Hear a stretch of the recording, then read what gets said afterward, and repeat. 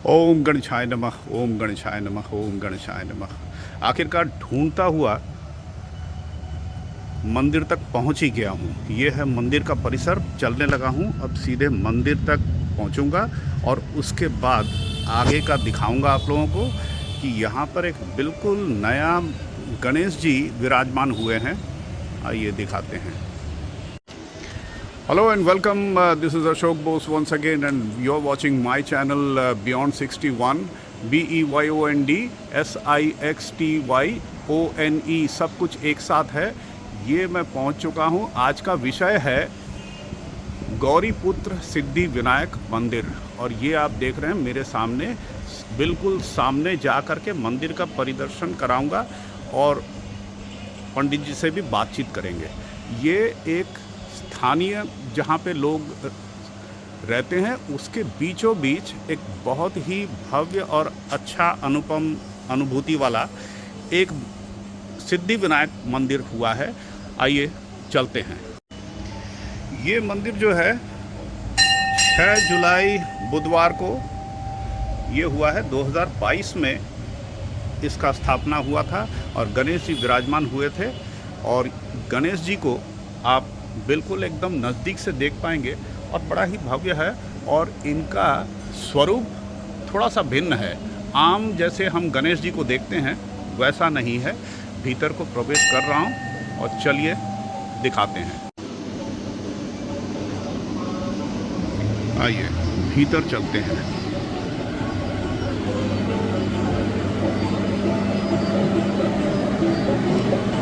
ये है हमारे गणेश जी, और गणेश जी को देख पा रहे हैं। गणेश जी अपने बिल्कुल विराजमान है, बढ़िया बैठे हुए हैं। जैसा कि आपको बताया था कि रात का दृश्य था, क्योंकि मैं ढूंढता हुआ पता लगा कि यहाँ पे मंदिर है। ढूंढता हुआ रात में ही निकल पड़ा था। पैदल पैदल काफ़ी दूर चलते हुए यहाँ मंदिर मिल गया। अब जब पता लग गया तो मैं दिन में आया हूँ, नेक्स्ट डे। तो ये पहुँच चुका हूँ मंदिर में। ये देखिए मंदिर का जो परिसर है, यहाँ पे ये गेट है। क्या लिखा है? गौरीपुत्र, बंगला में लिखा है गौरीपुत्र सिद्धि विनायक मंदिर। तो चलिए मंदिर में ओम गणेशाय नमः का नाम लेते हुए, सामने बिल्कुल मंदिर दिखाई दे रहा है, दूर देख सकते हैं, और इसमें प्रवेश करते हैं। आइए चलिए गणेश जी का नाम लेकर के आज गणेश का दर्शन करेंगे। आइए। ये मंदिर प्रांगण में मैं आ चुका हूँ और यहाँ एक बैरियर है। इस बैरियर के पास जूते चप्पल खोले जाने हैं। प्रवेश करने के बाद दृश्य इस तरीके का देख सकते हैं। दोनों तरफ बड़ा हरा भरा बना है, और आवासीय क्षेत्र में जैसे मैंने बताया था कि ये मंदिर प्रांगण को बनाया गया है काफ़ी अच्छे ढंग से। देख सकते हैं ये दोनों तरफ बड़ा अच्छा दृश्य है। मंदिर में प्रवेश करते ही एक शांति का वातावरण है, और ये है मंदिर का इनाग्रेशन जिस दिन हुआ था 6 जुलाई वेडनेसडे 2022। आइए। जय गणेश, जय गणेश, जय गणेश। आइए अब दर्शन कीजिए। गणेश जी विराजमान हैं। सामने मैं देख सकता हूँ कि पंडित जी बैठे हुए हैं सेवा में। इनसे वार्तालाप करते हैं कुछ। और इसके साथ ही एक चीज़ और बता दें, गणेश जी मूसक के बगैर अधूरे होते हैं। ये देखिए मूसक महाराज लड्डू लेकर के बैठे हुए हैं। आइए इनका भी दर्शन करना उचित है। मूसक जी ये भी परम भक्त हैं गणेश जी के। तो इस प्रकार देख पा रहे हैं। गणेश के भक्ति में लीन है। यहाँ भी कुछ लिखा हुआ है, ये बांग्ला में लिखा हुआ है। मैं तो पढ़ सकता हूँ और समझ भी सकता हूँ, लेकिन आप लोगों के सुविधा के लिए आइए चलते हैं दूसरे तरफ। हिंदी में भी लिखा हुआ है, यहाँ आप देख सकते हैं। ये हिंदी में मंदिर के नियम लिखे हुए हैं और मंदिर के नियम का सख्ती से पालन करना अवश्य उचित है। मैं भी करूँगा और कर भी रहा हूँ। और ये देख सकते हैं पूजा विधि, और ये इस तरीके के पूजा के अनुष्ठान होता है और यहाँ सब कुछ विधिवत होता है।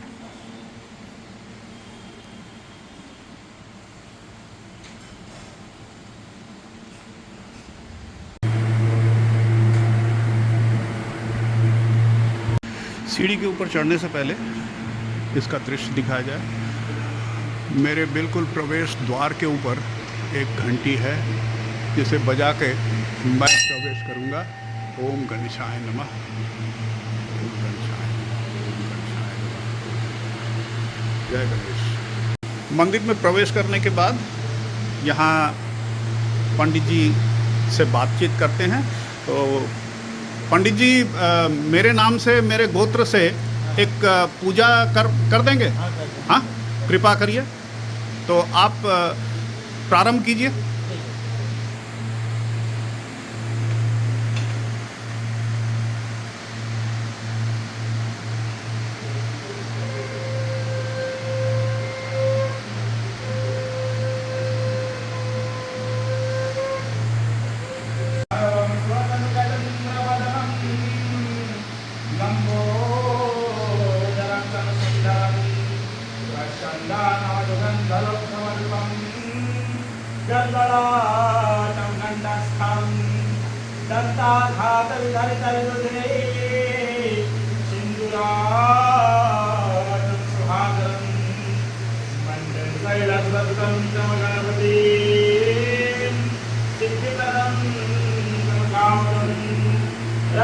रक्तांगरागं सुखकुसुमलता सुंदरा चंद्रमौली नैते युक्तं श्रीभवनकरमुदलनं विदपुरातिनाशः हस्ताग्रदोषं कुशलवरदा नागवक्त्रं गणभीभूषं देवं पदमाशनभवत सुरता भूतये विघ्नराजः अविदत्तात्मविद्यातं उदितोऽस्वामि सर्वविघ्ननाशाय गणाधिपतये नमः।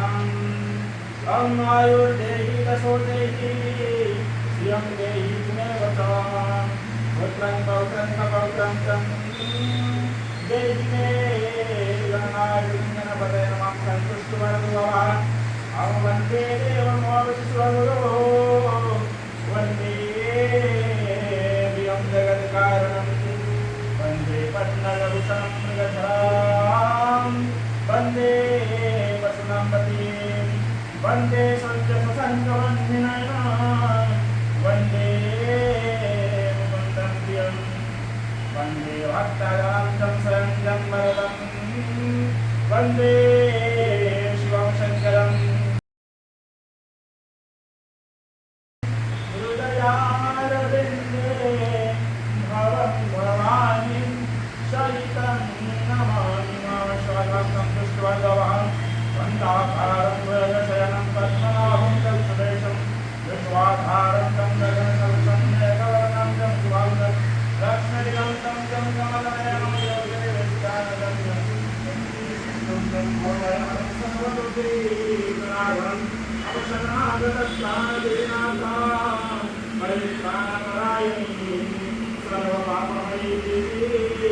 नारायणी नमस्ते।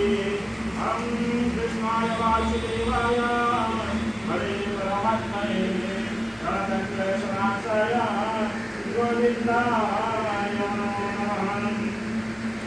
कृष्ण गोविन्द हरे मुरारी हे नारायणी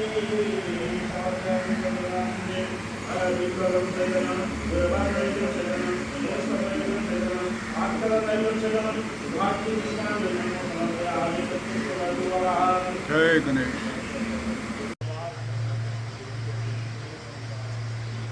आयुष्मान भव सर्वरोग निवारण।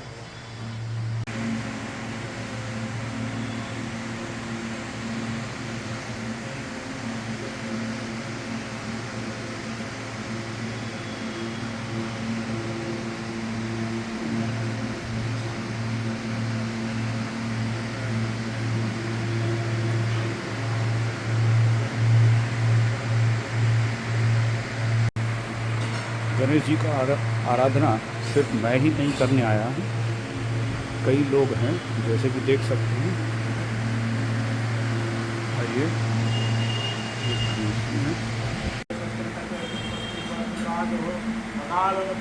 सर्वव्याधि विनाशनं विष्णुर्पाद पुनर्जन्म।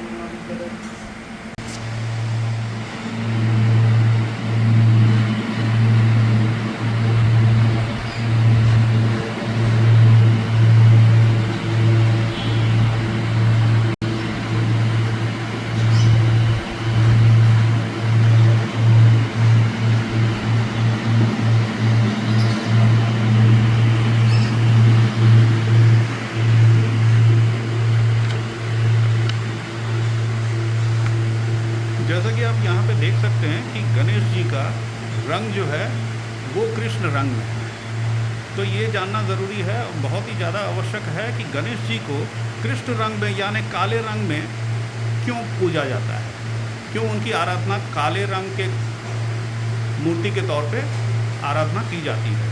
तो वो जो है dark coloured Ganesh is worshipped whenever you want to destroy negativity, hatred, internal और एक्सटर्नल डेमोनिक यानी आसुरिक जो प्रवृत्ति है या आपके दुश्मन या शत्रु का विनाश करने के लिए इस गणेश को पूजा जाता है। साथ ही एक और चीज़ बताना बहुत आवश्यक है कि गणेश जी का जन्म कहाँ हुआ था, ये जानना बहुत आवश्यक है।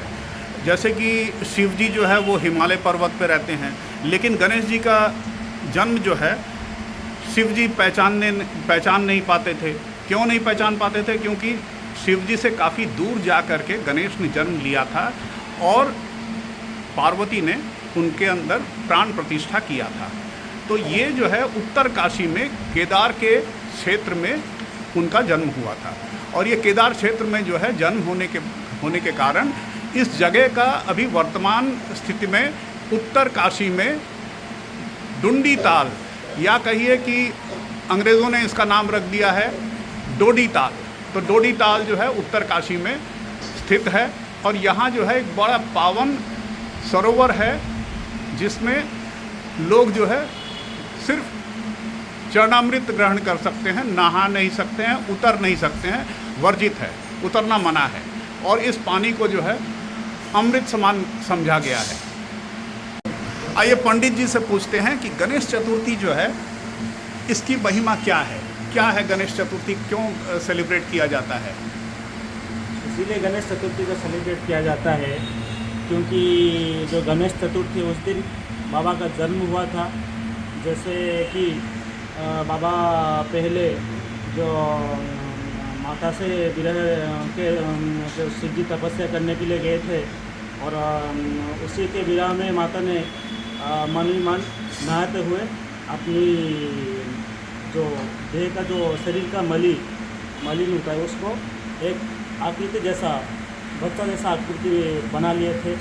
उसके बाद उसी में प्राण प्रतिष्ठा किए थे और फिर उनको जो द्वारपाल के रूप में बाहर खड़ा करके गए थे और बाकी अंदर रह के वो स्नान करके श्रृंगार कर रहे थे। तो उस टाइम पे वो बाहर में खड़े थे घर के द्वार के बाहर। उसी टाइम पे शिव जी का आगमन हुआ और वो चाहने लगे कि अंदर जाएंगे, लेकिन गणेश जी तो शिव जी को पहचानते नहीं थे, इसीलिए वो अंदर जाने के लिए उनको रोके और बाकी घमासान फिर शिव जी को अंदर जाने नहीं दिए। बाकी फिर शिव जी लौट गए।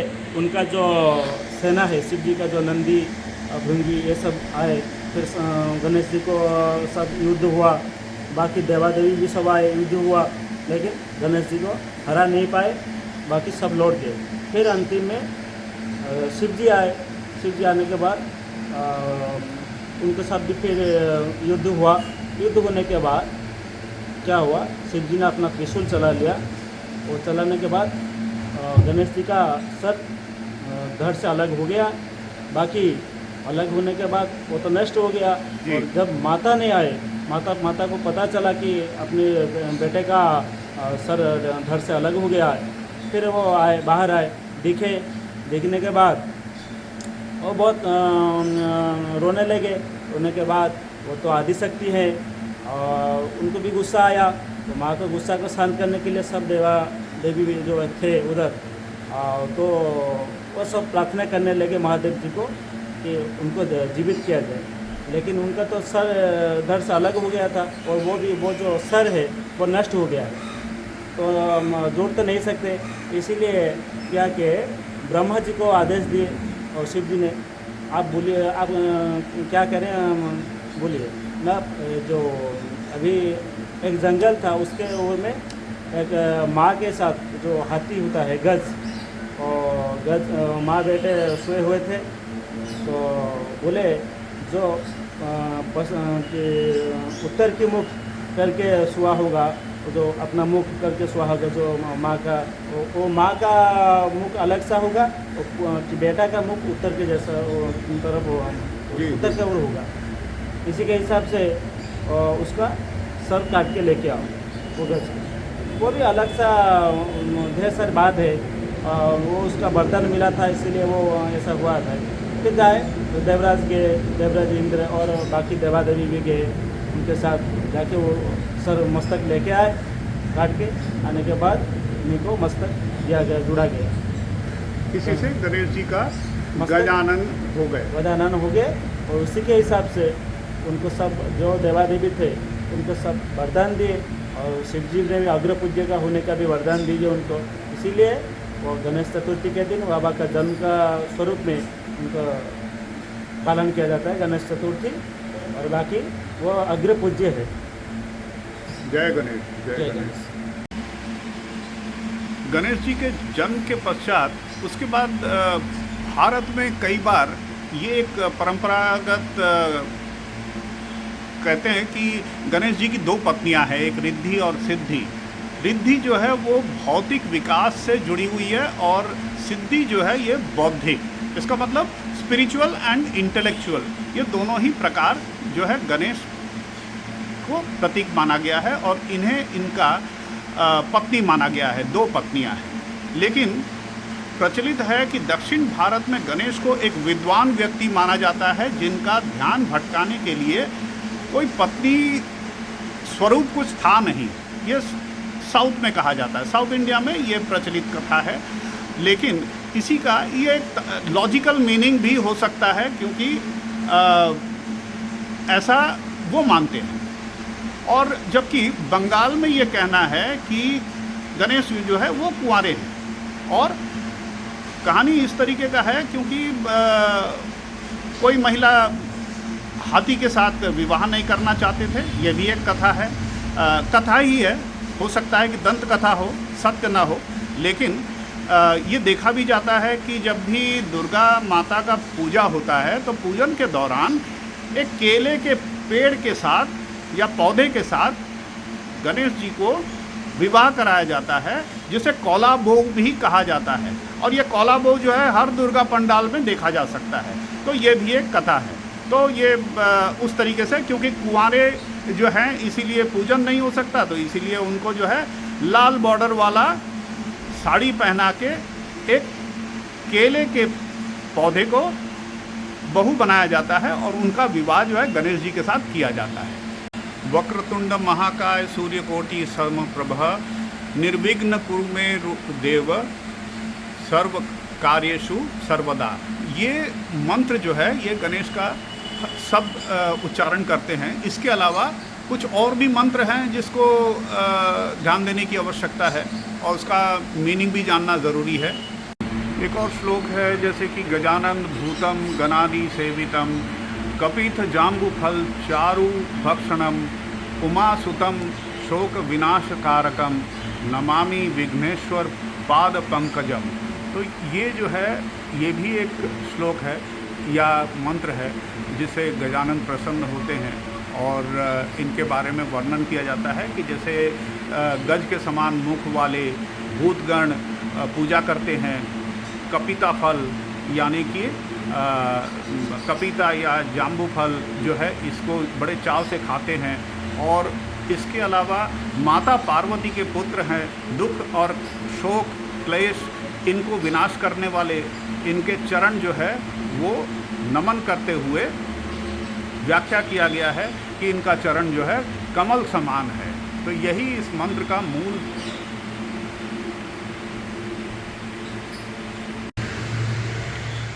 चलिए अब मूषक जी महाराज से प्रार्थना कर देते हैं। ओम मूषक जी हमें आशीर्वाद दें। गणेश जी से कहिए कि वो भी हमें आशीर्वाद दें। ओम गणेशाय नमः, ओम गणेशाय नमः।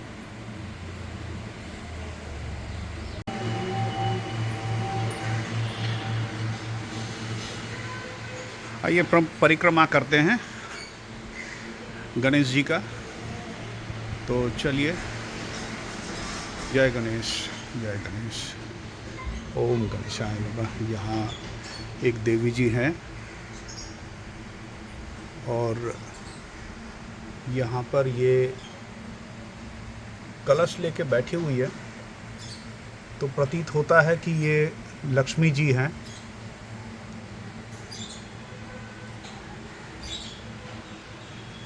चलिए आगे चलते हैं।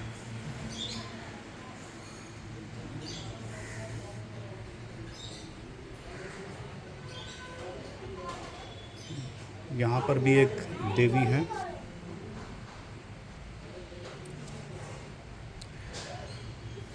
आइए।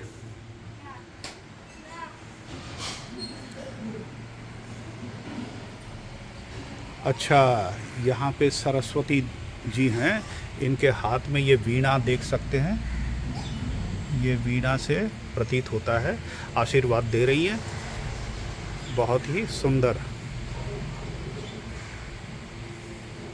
ओम सरस्वती नमः। चलिए,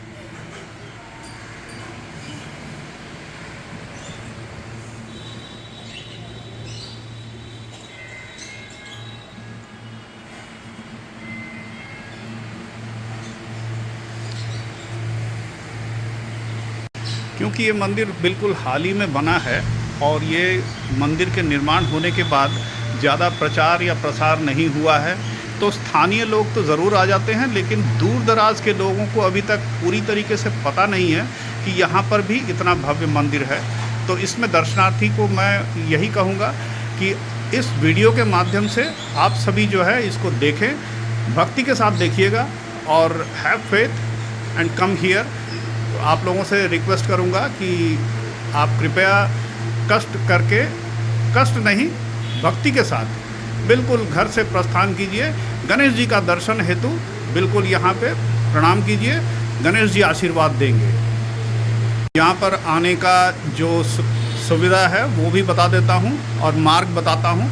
तो इसको जो है आप जो दमदम के तरफ से आएंगे तो उनके लिए ऑटो पकड़ के बिल्कुल आप जो है एक बागजोला खाल है वहाँ तक आएंगे, वहाँ से एक और ऑटो लेंगे, उसके बाद सीधे यहाँ पहुँचेंगे बासंती स्वीट। और बासंती स्वीट से आप किसी को भी पूछेंगे बगला देवी का मंदिर, और वहाँ से दाहिने तरफ जैसे ही मुड़ेंगे आपको मंदिर दिख जाएगा। और ये बड़ा भव्य मंदिर, यहाँ पे आने से बड़ा सुकून मिलता है, आराम मिलता है और शांति मिलता है।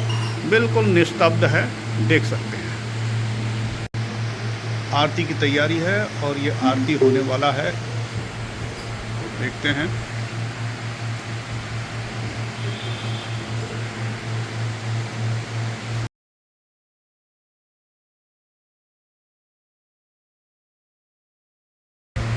जहाँ मैं खड़ा हूँ बिल्कुल मेरे सिर के ऊपर देख सकते हैं ये एक झूमर है, बहुत ही बढ़िया। रात के समय ये इतना उज्जवल हो जाता है, बहुत भव्य लगता है।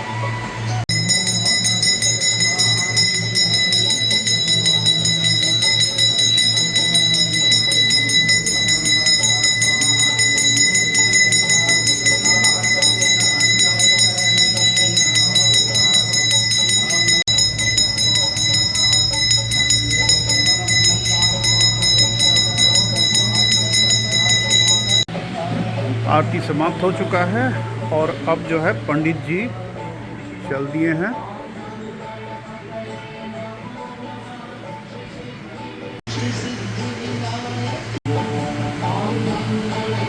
यथावत भोग के समय मंदिर परिसर के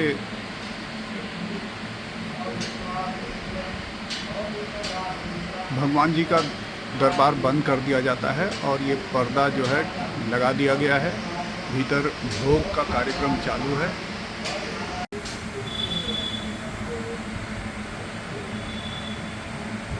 भोग का समय हो चुका है और ये देख पा रहे हैं कि पंडित जी ने दोबारा से किवाड़ खोल दिया है और यहाँ